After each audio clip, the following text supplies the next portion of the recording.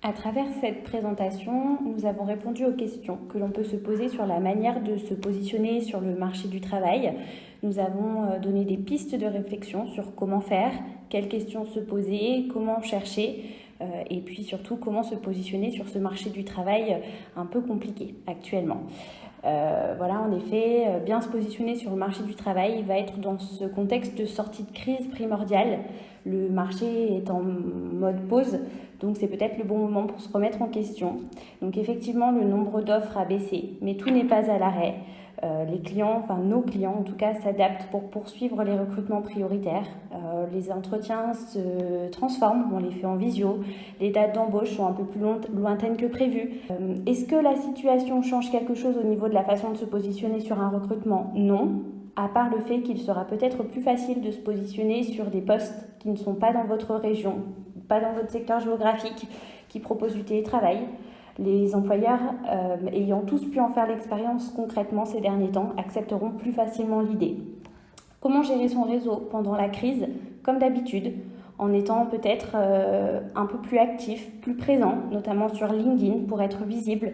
Ne pas hésiter aussi à prendre des nouvelles de ses connaissances professionnelles. Comment se positionner sur le marché du travail ? En se connaissant bien, connaître d'abord ses capacités professionnelles. Bien connaître ses capacités professionnelles permet de mieux inventorier le type d'emploi et les secteurs professionnels qui recherchent et recrutent vos compétences. C'est vraiment une étape incontournable de la recherche d'emploi. C'est un préalable indispensable à l'élaboration aussi des outils de recherche d'emploi, comme le CV et la lettre de motivation. Ensuite, c'est connaître ses qualités professionnelles. Ce sont des qualités utiles que vous devez identifier afin de les mettre en avant dans vos candidatures. C'est des sujets d'actualité dans les entreprises qui ont notamment de plus en plus de mal à recruter. Nous misons donc sur des qualités qui permettraient de réussir dans ce job, même si tous les prérequis techniques ne sont pas là. Ensuite, nous avons où trouver les annonces. Pensez aux sites classiques, APEC, Pôle emploi, mais pensez également réseaux sociaux. Ils représentent aujourd'hui un des canaux les plus utilisés par les recruteurs, qu'il s'agisse de réseaux sociaux professionnels ou de plateformes plus généralistes.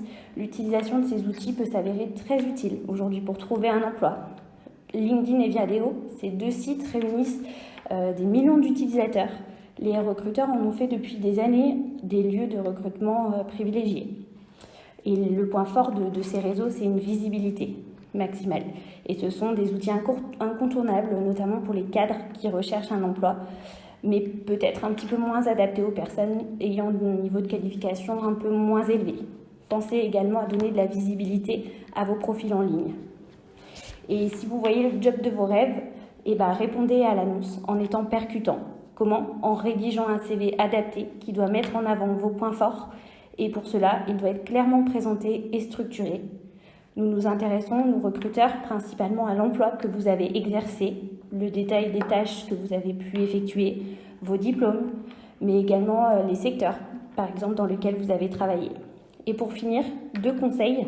Anticipez, essayez de savoir si les entreprises qui vous intéressent recrutent et si elles peuvent être intéressées par votre profil.